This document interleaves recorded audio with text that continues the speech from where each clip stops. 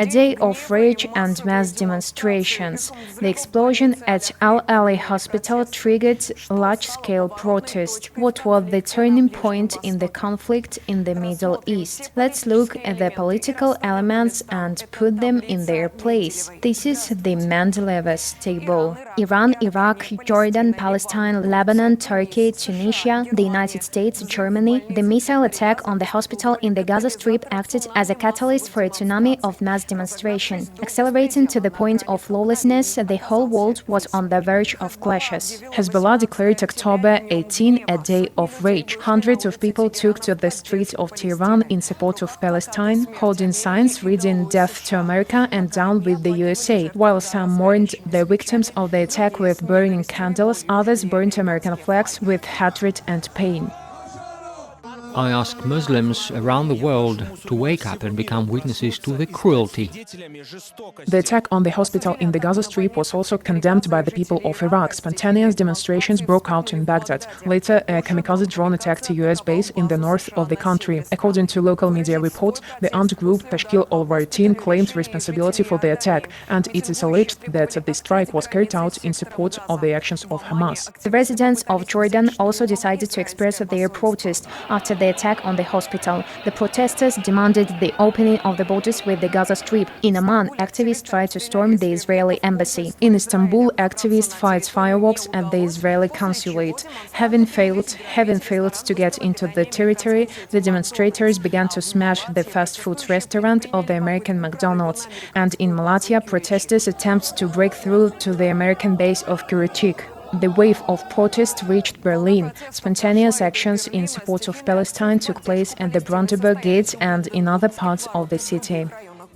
We are all standing here and showing our support to our brothers and sisters, that we support them as well. We can't count how many children have been killed. We're just watching. We can't even sleep peacefully at home. It's impossible.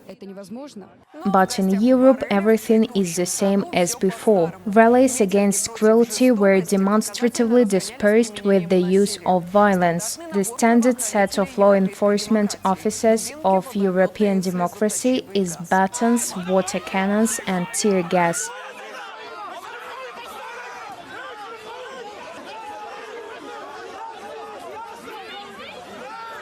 You can recognize the country by the way the protests are dispersed in these shoots.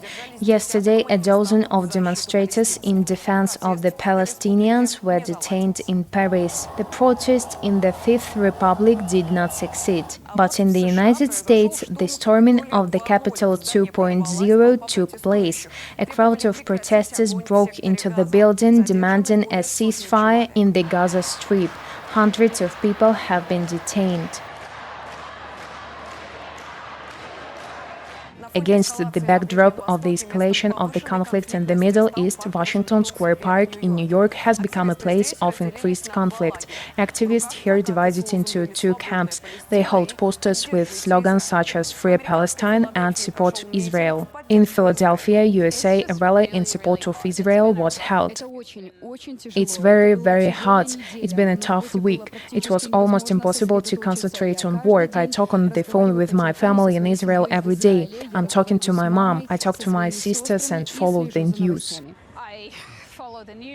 Earlier in Lisbon, about 500 people took part in an action of solidarity with Israel. Demonstrators gathered outside the Federal Chancellery in solidarity with the Jewish community in Vienna as well. Actions in support of both Palestine and Israel are unfolding in various countries. The massacre at Al-Ahli hospital, however, was behind it was clearly a turning point in the conflict in the Middle East. Only where will this turn go when the colors are mixed? Will the terrible tragedy lead to some kind of decline or to a global conflict?